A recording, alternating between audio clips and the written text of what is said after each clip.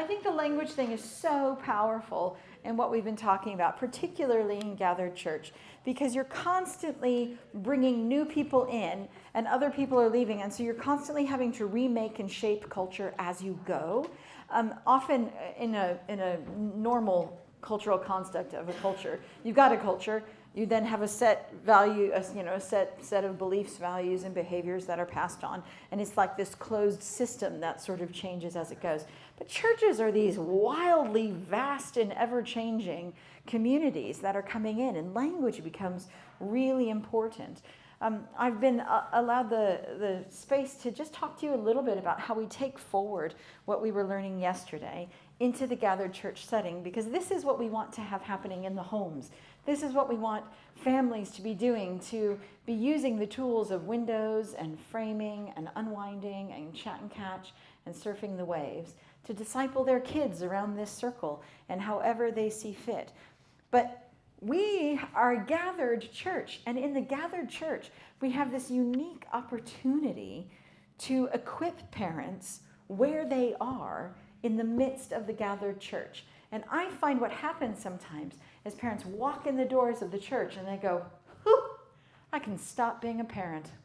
And they sort of switch their parent hat off if they would like to. They switch their parent off. They're like, hurrah, we've got a place for our children to grow and learn. I'm not going to step into that naming pit, that whatever our kids to go to, and we get to just be us. And sometimes what happens then is we treat them like that. We forget that they're parents, and we don't think about how I can empower them in the ordinary every day. How can I equip them to do that now? And so when we think about equipping parents, we think, what's the course I can put on? What's the separate thing that I can put on to try to drag their bodies to get them to a place of equipping? And we have that. We have the free Parenting for Faith course that you can look at. There's lots of separate equipping moments that you can have. But the gathered church is a beautiful place of equipping everybody in the room, including parents and the wider community and the aunts and uncles and the singles, to all know how to input into each other, including into children. And I wanted to just give you a little bit of how we can use the gathered church settings to equip parents so you don't have to put on any other events. Feel the freedom. Right, and so there are 3 different ways that I would suggest we do that. I'm going to tell you a way, and then we're going to try it. Because I can tell you stuff, but until you try it, you either think, that sounds easy, and then you try it, and then you're like, it's hard, and I'm sad. Or you think that's really, really hard, and you don't try it later, when actually it's not that bad. So we're going to try it out here. So I'm going to give you 3 equipping things. The first thing is the power of drip feeding. I love how we've used all of the whiteboards. That's how you know this is a children's ministry conference. There is no whiteboard space available anywhere. So I'm just going to tell it to you. Drip feeding. Just picture it in a beautiful PowerPoint. Drip feeding. Drip feeding is the fact that very few of us get huge chunks of time to talk at people, but we can surround them with little drip drops of the language and the values that we want them to have. Drip, drip, drip, like water torture. Like little drips of something. And sometimes we feel like the little drips are not powerful, but I'm here to tell you that you drip, drop all around. That's what the language of culture is surrounding them with these ideas that they need to have, this drip, drip, drip, drip. So whether it's us standing at the front and saying before the kids go out, like we've talked about before, we are a small part of the great things that you are doing at home.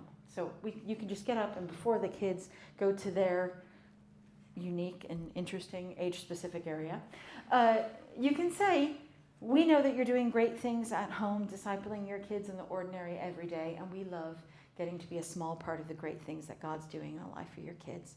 And so now we have a time where the kids can share and sharpen each other in discipleship and in love as we stay here and share and sharpen each other in love.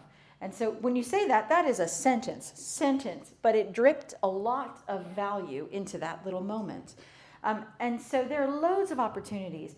If you can get your sermon people to drip a value in or a idea in, if you look at things like windows and framing and equipping and creating opportunities, if you look at unwinding and chat and catch, there's so many little moments that when you introduce prayer to say, we can chat to God about anything in any way, but when we gather together, it looks like this.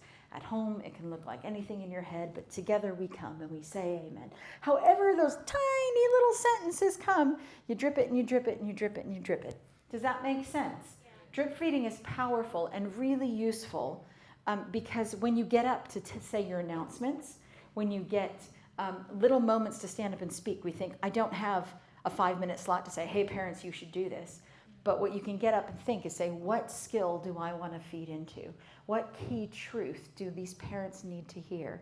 If we want to get up and say, for the next 6 months, I just want to drip feed into their minds that what they do at home is powerful, what would I say from the front? What would I drip feed into an announcement? How would I drop it into a written communication that we normally have? What are the pathways that I could drop a value into? And so I'd like you to try it. I'd like you to get back into your groups, any groups, doesn't really matter. You can just get around. And I would like you to pick one of the key values. Say windows, or if you're really bold, go for unwinding and your views of God. And I would just love you to get in a group and just think, if you were sitting there organizing a service, whether it's an all-age service or any moment that you might be able to drip feed into the front, and you wanted to drip feed a little idea of how important the value of stories are in the lives of each other, or how we all have interesting views of God, and that's okay because we're constantly learning. What would you like to say? What opportunity do you have to drip feed an idea of windows or unwinding into a service? And then we're going to feed back.